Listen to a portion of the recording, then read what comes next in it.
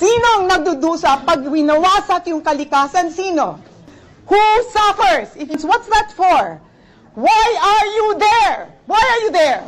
Ano mangyayari sa magsasaka na out of the rehab area? Sino mag-aalaga sa kanila? Yung taxpayers' money? Sino nagdismaya sa kanila? Yung minero. Eh bakit yung taxpayers' money mag-alaga dyan?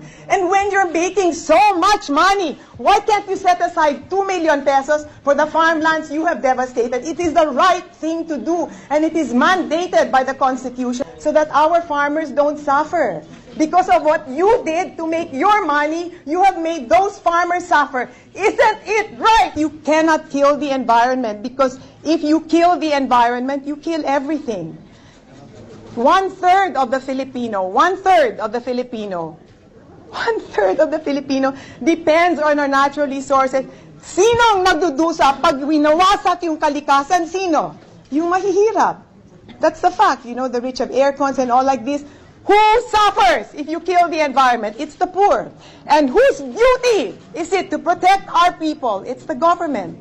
And when you make decisions based on business interests, you have shirked your responsibility. You have lost the moral ascendancy to rule the government because to you, business and money is more important than the welfare of our people. So take it at that.